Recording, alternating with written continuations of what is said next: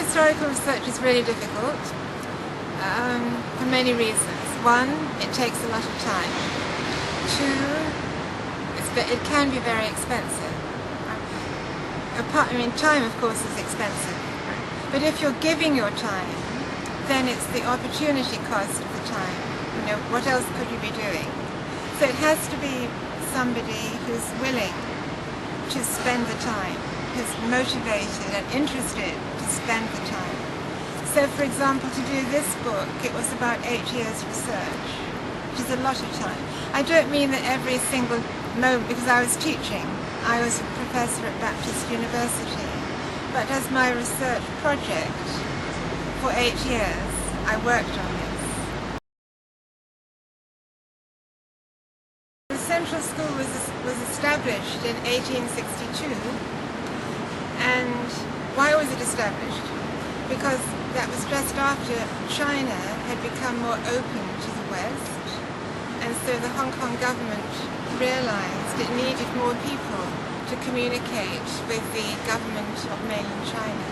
So it needed interpreters and translators, because up to that stage there was hardly anybody who could speak, who could interpret between China and the West.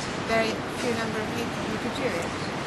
So they were persuaded to spend money to establish a school. So that was the first school that the Hong Kong government established, the very first school. So before that, there had just been on Hong Kong Island a few local schools teaching the Confucian curriculum. When the Hong Kong government decided that it was going to fund a school, it decided that the local schools would feed into the central school. So it was called the Central School, not because it was in Central, but because it centralized different schools into one place.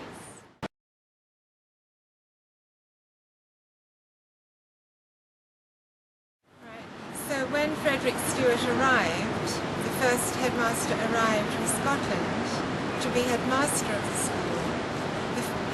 His first day at the school, the different classes were being taught by different Chinese masters, and they were still learning Chinese.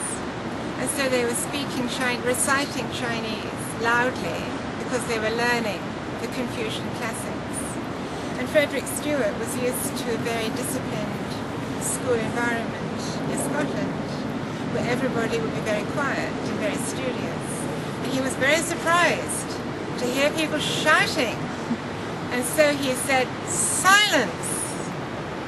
And all the students thought that he meant louder.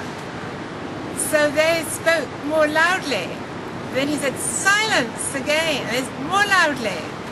So it was a classic case of cultural misunderstanding, because nobody had briefed him. Nobody had told him what he would expect. But so then later he went outside and he called the students to see him in small groups, and then they began to understand each other well and to know what was expected of them. So in other words, this school really was almost the first contact that local students had with a Western type school. So in other words, it introduced Chinese people to a Western style education. As far as the curriculum was concerned, half the day was spent on Chinese studies and half the day was spent on Western studies. So in the Chinese half they learned the Chinese language and the traditional Confucian curriculum.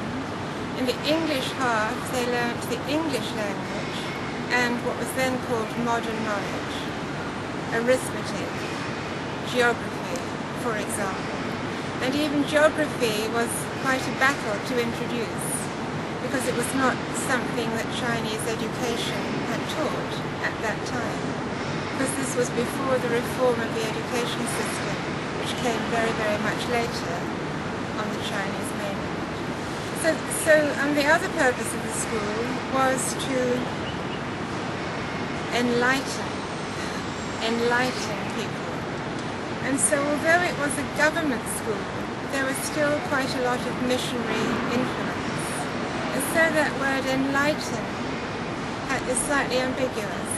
It may mean bring new knowledge, but it could also mean bring Christian knowledge.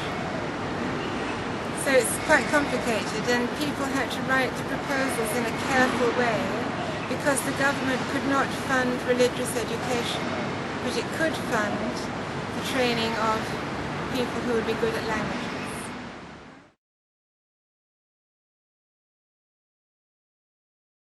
So the school advanced, it became more popular.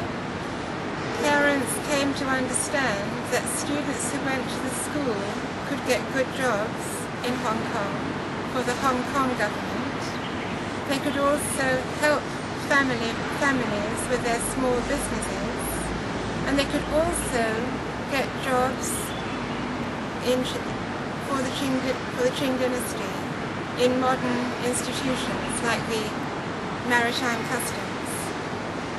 And also China had modern schools, and pupils from the central school were recruited to go to those modern schools in China. So there's quite a lot of interflow of students from Hong Kong to the mainland. And also people from the mainland came to Hong Kong specifically to study at the central school.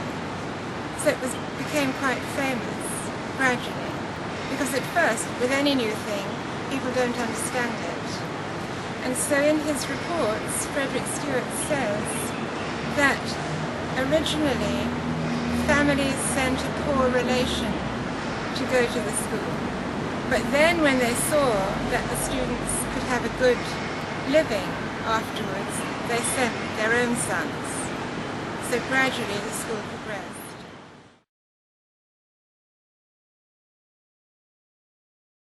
So the neighbourhood became more crowded. The school became rather unhealthy and hot. The breeze that used to come from the sea was lost. No air conditioning. Students got lung diseases. Teachers got lung diseases. And then Frederick Stewart was asking for a new building for the school. And this took a very, very long time to get for various reasons, which I won't go into. It's about many years, and finally they got the site here. So in order to get that site, other buildings were knocked down. And then the building that was here before this building was constructed on that site. And if you look at old photographs, you'll see it was a very grand building with pillars and balconies, very, very fancy.